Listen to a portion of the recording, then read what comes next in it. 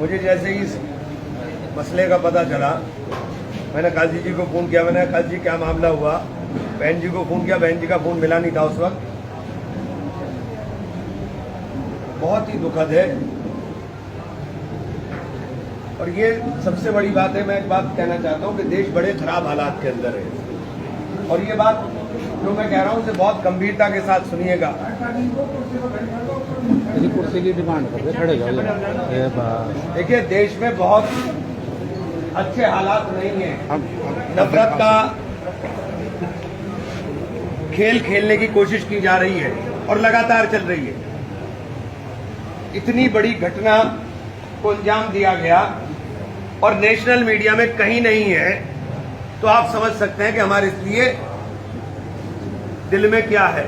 मुझे बताने की जरूरत नहीं, लेकिन मैं आपसे एक बात कहना चाहता हूं कि कांग्रेस के अलावा कोई गारंटी नहीं है कि वो हमारी हिफाजत कर सके। पूरे मुल्क में गारंटी सिर्फ कांग्रेस है। लड़ाई दो ही विचारधाराओं की, एक तरफ कांग्रेस, एक तरफ दूसरे लोग हैं। और ये जो बीच के लोग बातें करते हैं आकर के, ये सिर्फ और सिर्फ हमें कमजोर करने का काम करते हैं। इस लड़ाई को लड़ने में माननीय हरीश रावत जी, करण महाराज जी, माननीय यशपाल आर्य जी, वीरेंद्र जाती जी, ममता राकेश जी, प्रदीप टमटा जी, हमारे दसमाना साहब, मुरली मनोहर जी, तमाम जो हमारी गैर मुस्लिम लीडरशिप सामने खड़ी हुई है, अगर ये फ्रंट पर लाइन पर हमारे साथ खड़ी रहेगी तो ये लड़ाई मजबूत होगी। अगर इस फ्रंट लाइन को इसके अलावा कोई और आने की कोशिश करेगा तो ये निश्चित रूप से कमजोर हो जाएगी। तो ये बात आप बिल्कुल गांठ से बांध लीजिए। ये जो राजनीति का वक्त नहीं है, लेकिन इस वक्त कुछ लोग इसमें राजनीति खेलने की कोशिश करेंगे। लड़ाई आपकी, अभी काजी जी ने जिक्र किया, मेरा आपके साथ जज्बाती ताल्लुक है। सबकी रिश्तेदारी है सहारनपुर में, सबके ताल्लुक सहारनपुर में।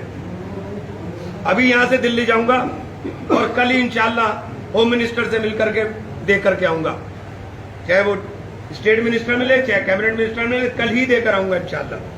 लड़ाई हम लोग आपकी मजबूती के साथ लड़ेंगे, इस बात का यकीन, क्योंकि हमारे दिल में जो दर्द है, जो तकलीफ है, वो शायद दूसरे के दिल में ना हो और वो दिखाई भी दे रही है।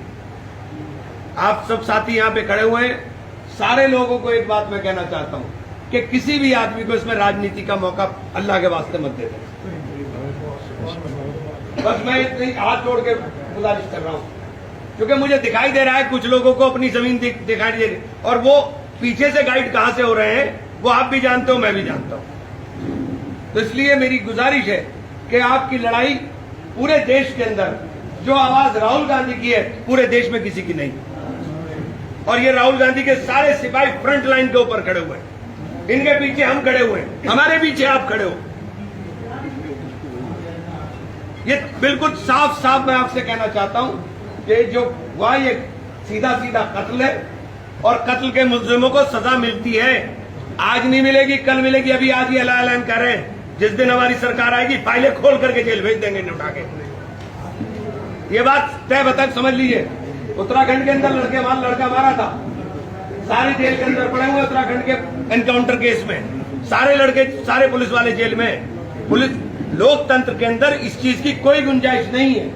और जो बयान एसपी ने आके दिया है वो बहुत ही दुर्भाग्यपूर्ण है। फोटो में चोट लगी हुई नजर आ रही है, वो कह रहे हैं कि चोट नहीं है। और ये डेड बॉडी हमारी जो है, ये भाई हमारे हिंदू भाइयों में तो दाह संस्कार हुआ खत्म, हमारी तो पड़ी हुई है। जिस दिन जाएंगे उस दिन खुलवा लेंगे। 20 साल बाद भी चोट के निशान निकल के आते हैं। तो इसलिए हम आपसे साफ कहना चाहते हैं कि हम आपकी लड़ाई आखिरी दम तक लड़ेंगे।